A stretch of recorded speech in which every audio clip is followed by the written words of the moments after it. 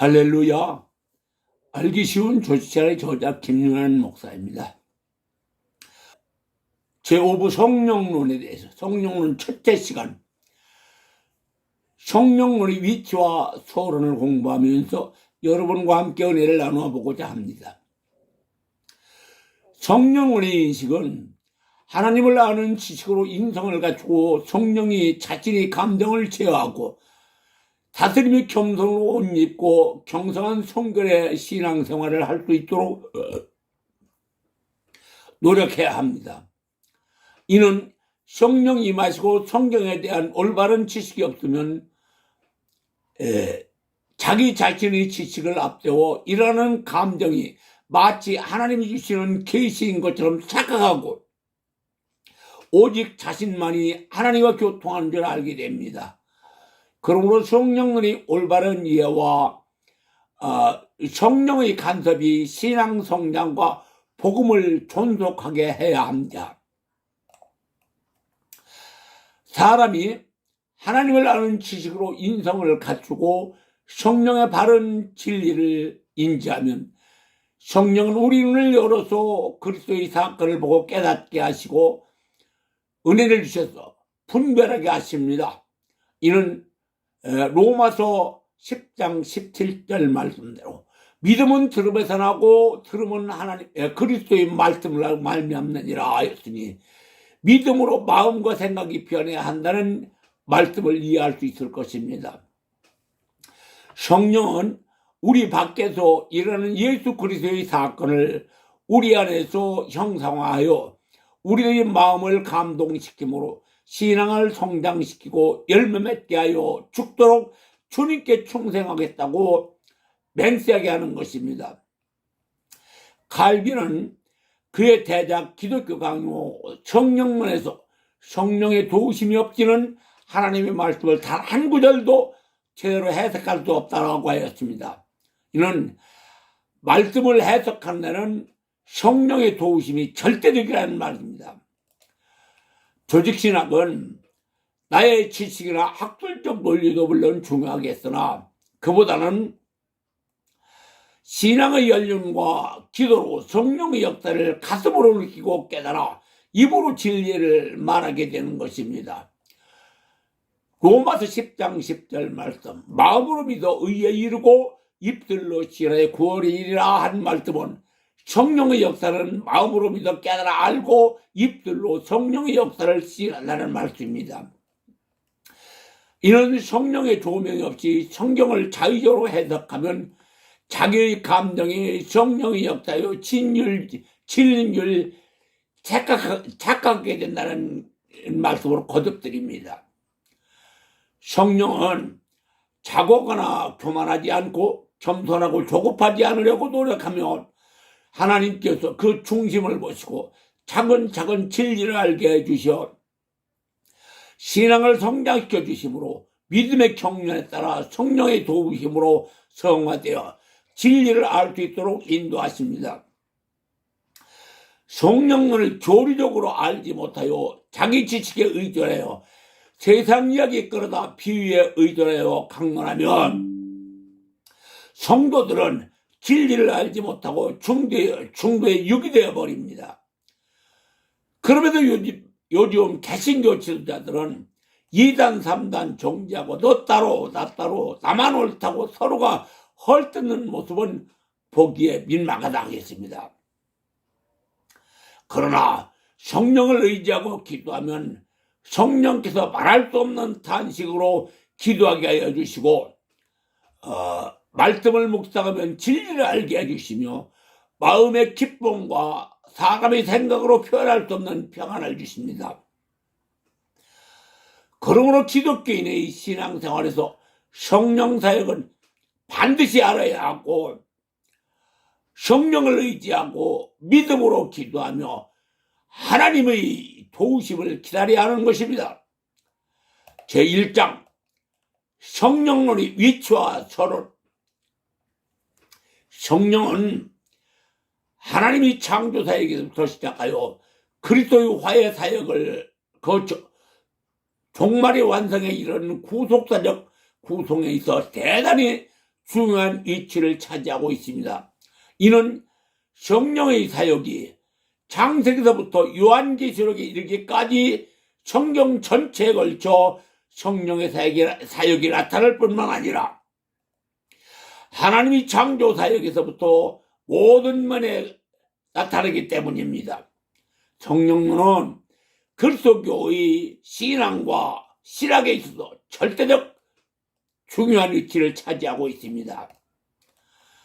그러므로 성령의 사역 없이는 삼위일체 하나님 유차 성립될 수 없습니다. 만약 삼위일체가 성립되지 않을 경우 하나님의 존재와 활동에 대하여 기독교적 교리가 성립될 수 없고 말할 수 없다 할 것입니다. 칼빈은 성령의 조명 없이는 성경 해석의 정확성을 말할 수 없다고 하였습니다. 성령의 사역은 그만큼 중요한 위치를 차지하고 있기 때문입니다. 성경을 읽기 전에 성령을 의지하고 기도하고 성경을 읽으면 성령의 인도하심에 힘입어 성경을 이해하기에 수월함을 느끼게 될 것입니다. 그러면 스스로도 깜짝 놀랄 정도로 확실하게 성경을 이해하게 될 것이므로 성령의 중요성은 아무리 반복하여 공부한다 해도 완벽하게 맞출 수 없는 학문이라 공언하겠습니다. 제가 이 성령론을 자신감을 가지고 강의할 수 있는 것은 칼빈의 기독교 강요를 공부하고 믿음의 연륜으로 느끼고 깨달아 우리의 현실을 바라보고 재해석할 수 있는 능력이 임하였기 때문입니다. 첫째, 성령의 사역과 삼위일체. 첫 번째, 성령은 천지창조에도 함께 하셨습니다.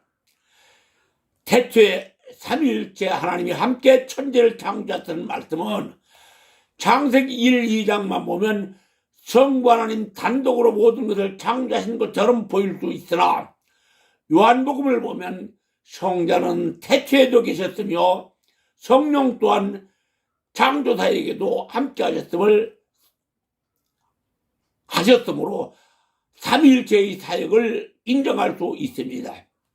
요한복음 1장 1절 3절 말씀을 보면 태초에 말씀이 계시니라. 이 말씀이 하나님과 함께 계셨더니 이 말씀은 곧 하나님이시라. 태초에 하나님과 함께 계셨고 만물이 그로 말미암아 지은 바 되었으니 지은 것이 하나도 그가 없이는 된 것이 없음이라. 하나님의 사역에 삼위일체가 성립되지 않을 경우 하나님의 존재와 활동에 대하여 기독론적으로 말할 수 없습니다. 성령 사역이 없이는 하나님은 과거에 있었던 분으로 인정할 수는 있지만 현재적 하나님일 수는 없으며 미래에 있을 하나님으로 인정될 수는 있지만 미래로부터 오는 하나님일 수는 없습니다. 성령 사역 없이는 하나님은 역사적 현실에 대한 무의미한 하나님이기 때문입니다. 그러기에 저는 하나님은 항상 언제나 영원한 현재라고 말하는 것입니다. 성령 사역을 모르고 하나님을 믿는 신앙은 현실 도피적이고 현실이 모든 것을 숙명으로 생각하여 버리는 무신론자가 되어버릴 것입니다. 그와 같은 신앙은 성령 가운데 다가오는 하나님이 미래에 대한 그 종말론적 희망과 기다림을 갖지 못할 것이며 희망과 기다림으로 말미암아 창조적인 활동성을 상실해버리게 될 것이기 때문입니다. 두 번째, 성령은 미래를 위하여 오늘 역사하십니다. 고린도전서 15장 57절 말씀을 보면 우리 주 예수 그리스도 말미암아 우리에게 힘을 주신 하나님께 감사하노니 라고 했습니다. 이 말씀을 보면 사단은 과거 하나님과 함께했던 영화로운 시대를 생각하고 하나님의 사역을 회방하고 가로막으려고 현실에 매달려 총력을 다하지만 성령은 미래에 이루어질 영광스러운 그날을 위하여 오늘 고군분투하는 성도들에게 진리를 깨닫게 하시면서 회방꾼들의 계획을 드러내어 이기게 하는 능력을 주시어 반드시 승리하게 하십니다. 그러므로 성도는 귀신의 존재를 알려고 하거나 두려워하지 말고 하나님을 아는 지식을 배워서 숙지하면 미래에 이루어질 그날의 영광을 위하여 오늘의 고난을 참고 인내할 수 있도록 성령께서 인도하십니다. 이와 같은 역사를 혹자들은 잠깐 잘라서 그렇다고 혼장담하지만 그것은 우리들이 마귀들과 싸워서 이기는 것은 내가 이기는 것이 아니라 하나님께서 우리에게 이김을 주셨다는 말씀입니다. 이것을 아는 것이 하나님의 지혜라고 하였습니다. 고린도전서 2장 6절 7절 말씀을 보면 그러나 우리가 온전한 자들 중에서 지혜를 말하노니 이는 이 세상의 지혜가 아니요 또 온 세상에서 이 세상에서 없어질 통치자들의 지혜도 아니요 오직 은밀한 가운데 있는 하나님의 지혜를 말하는 것으로 곧 감추어졌던 것인데 하나님이 우리의 영광을 위하여 만세전에 미리 정하셨던 것이라. 하나님을 아는 지혜란 만세전에 감추었던 것으로 미래에 이루어야 할 영광스러운 하나님의 나라의 모형으로 이것을 위하여 성도들을 연단하시고 기도하게 하시며 인도하시어 결국은 승리하게 하십니다. 우리의 힘으로는 능으로 사단의 권세를 이길 수 없게 하나님의 도우심을 청하는 것이 기도라는 논리입니다. 그 다음에 두 번째, 성령의 사역. 첫째, 자복하게 하시는 성령. 성령의 사역은 개인의 신앙생활에서 시작됩니다. 내가 예수를 믿고 싶어서 믿게 되는 것이 아닙니다. 하나님은 성령을 통하여 구원하실 자를 찾아 모으시고 신앙생활이 시작되면 세례를 통하여 자기 죄를 회개하도록 도우십니다. 스스로 자기 죄를 뉘우치고 자복하는 것은 본인이 스스로 뉘우치고 자복하는 것이 아니라 그렇게 만드는 실체는 성령의 사역입니다. 죄에 대하여는 세상죄가 아니라 하나님을 믿지 않은 죄를 말하는 것입니다. 하나님이 피조물로 세상에 살면서 창조주를 믿지 않고 섬기지 않으며 살아온 것이 죄가 되었다는 의미입니다. 비유로 말하자면 우리가 부모를 통하여 세상에 태어나 살면서도 부모를 돌아보지 않고 나만 잘 살면 되는 줄로 알고 내 맘대로 살아오면서 그것이 인생 최고의 행복인 줄만 알고 살아왔는데 어느 날 어떤 경우를 통하여 부모를 모른 척하고 나만 잘 사는 것이 죄라는 것을 깨닫고 나서 부모에게 불효한 것을 토기하고 자복하는 것이 사람이 살 도리라는 것을 인지하게 되는 것처럼 내가 예수를 믿고 보니 과거에 창조신 하나님을 믿지 않고 내 마음대로 살아온 것이 죄가 되었다는 진리를 깨닫고 하나님 앞에 통회하고 자복하게 되었는데 그것이 내가 하고 싶어서 그렇게 한 것이 아니라 성령께서 그렇게 할 수 있도록 도우셨다는 말입니다. 이와 같은 진리를 깨달은 사람은 예수 믿는 것 자체가 인생의 참 행복을 깨닫게 하신 분이 하나님이시라는 사실을 인지하고 예수 믿는 사람은 부모에게 요구하는 것부터 시작하여 가정윤리를 찾아 지키면서 행복을 가정에서 찾고 하나님께 감사하는 생활이 교회로 나아가 전염짓게 하는 사명을 갖고 있다는 사실을 인지해야 합니다. 에베소 6장 1절 2절 말씀. 자녀들아 너희 부모를 주 안에서 순종하라. 이것이 옳으니라. 내 아버지와 어머니를 공경하라. 이것이 약속 있는 첫 계명이니 이는 내가 땅에서 잘내고 장수하리라. 마태복음 5장 18절 말씀 보면 이같이 너희 빛을 사람 앞에 비치게 하여 저희로 너희 착한 행실을 보고 하늘에 계신 너희 아버지께 영광을 돌리게 하라. 하나님 말씀은 계명을 지키는 것은 하나님의 자녀로 마땅히 행할 도리인데 부모에게 효도하라고 가르치는 목사의 설교를 들을 수가 없다는 것은 하나님이 계명을 지키지 않으므로 사회는 윤리와 도덕이 무너지고 징계받을 징조가 여기저기 나타나고 있는데 지도자들은 휴거나 천년왕국이었다고 하지만 광활한 우주의 종말을 논하기 전에 먼저 하나님의 계명인 가정윤리를 찾아 가르치기 바랍니다. 두 번째, 거듭나게 하시는 성령. 요한복음 16장 13절 말씀. 진리의 성령이 오시면 그가 너희를 진리 가운데로 인도하시리니 그가 자유로 말하지 않고 오직 모든 것을 말하시며 장래일을 너희에게 알게 하시리라. 우리가 믿음의 궁극적인 목적은 내 영혼이 구원받아 하나님 나라에 가는 것입니다. 그렇기 때문에 요한복음 3장 5절 물과 성령으로 거듭나지 아니하면 하나님 나라에 갈 수도 없고 볼 수도 없다고 하였습니다. 그런데 거듭남은 죄로 인해 사람이 하나님의 신 생명에서 격리되어 영적으로 사형 선고를 받고 살았던 인간으로 하여금 성령께서 영적 생명인 하나님의 영을 하사받게 하시고 하나님의 구원 계획의 일원으로 다시 출생하시는 사역입니다. 이와 같은 사역이 하나님이 예정하신 구속사라는 논리입니다. 거듭남은 위로부터 태어난 것으로 성령의 초자연적인 역사로 예수 그리스도를 믿어 영접함으로 이루어지기 때문에 인간의 노력이나 기여가 영향을 끼칠 수가 없습니다.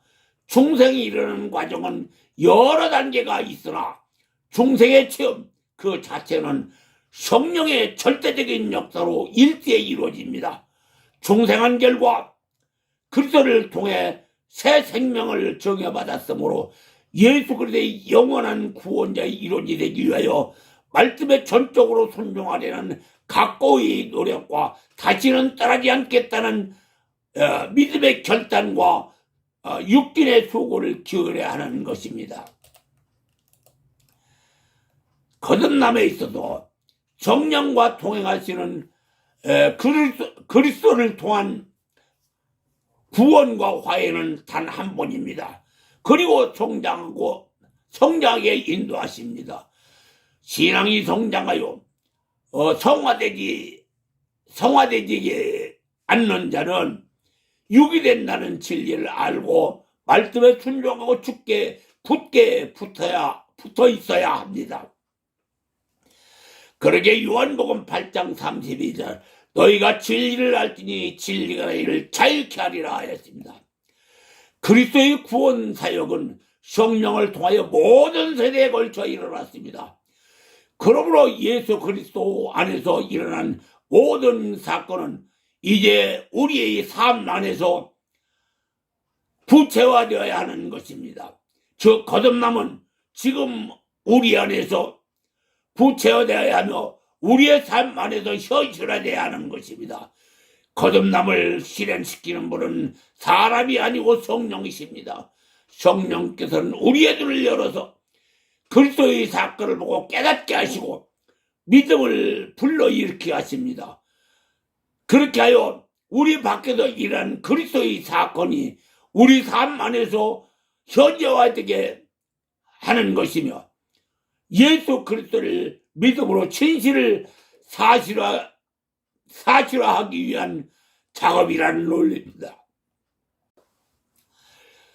세 번째, 성령은 그리스도의 사건을 현재화시키십니다. 성령은 2000년 내에 일어난 그리스도의 사건이 모든 시간과 공간 속에서 모든 인류를 위하여 현재적 사건이 되게 합니다. 그러므로 성령이 계시지 않는다면 그리스도의 구원 사건은 우리의 삶 안에서 현재화될 수 없습니다. 따라서 거듭남으로 이루어지는 구원의 과정도 없을 것입니다. 성령의 사역은 우리를 찾으시고 회개케 하시고 믿음으로 거듭나게 만드시고 성화시키는 사역을 담당하시어 구원을 형상화하여 부채화시키므로 우리를 도우시어 천국 가는 길을 인도하여 하는 사역을 담당하십니다. 그러므로 성령께서 세례를 주어 한 영혼이 중생하는 순간 그를 영구적으로 그리스도의 몸된 교회라고 불리는 영적 유기체 안에서 연합시켜 그 몸의 일부가 되게 하는 행위를 하는 것입니다. 고린도전서 12장 13절 말씀을 보면 유대인이나 헬라인이나 종이나 자유자나 다 한 성령으로 세례를 받아 한 몸이 되었다. 그 한 성령을 마시게 하셨느니라. 성령 세례의 특징은 모든 종족을 초월하여 믿는 사람에게만 나타나는 특수한 사역으로 이루어지는 것이며 성령을 통한 거듭남은 반복될 수 없고 단일이며 성령의 세례를 받은 결과 중생한 그리스도인은 그리스도의 몸이라고 불리는 영적 육체의 한 지체가 되었으며 이로써 성도는 그리스도와 일체가 되는 것입니다. 그러나 그리스도의 몸된 교회는 미완성된 유기체로 항상 성장하는 것이며 2000년 전 있었던 예수 그리스도의 사건을 형상화하여 가는 것입니다. 그러므로 신앙생활을 시작하면 하나님의 뜻에 따라 자신을 버리고 자만심을 버리고 하나님을 아는 지식으로 인성을 갖추고 성령으로 나의 감정을 제어하고 다스리면 거룩한 자가 되어 겸손으로 옷 입고 정성한 성결의 삶을 살기 위하여 노력하는 자가 될 수 있으므로 성령께서 인도하십니다. 사랑하는 성도 여러분, 그리고 목회자 여러분, 우리는 성령 세례를 받고 제대로 된 가르침을 받지 못하면 잘못된 길로 가게 된다는 진리를 인지하시기 바랍니다. 우리 주위 아니 온 세계에 퍼져 있는 수많은 종교와 종파들이 난무하고 있는 실상을 역설적으로 생각하여 봅시다. 그리고 사도행전 4장 12절 다른 이로서는 구원받을 수 없나니 천하 인간에게 구원을 얻을 만한 이름을 준 일이 없으리라고 하신 말씀을 묵상하면서 성령이 임하시면 능력을 받고 사단의 원세를 이기고 구원받는 여러분이 되시기를 예수님의 이름으로 축원하여 드립니다. 아멘. 오늘은 여기까지만 하겠습니다. 지금까지 김윤환 목사였습니다.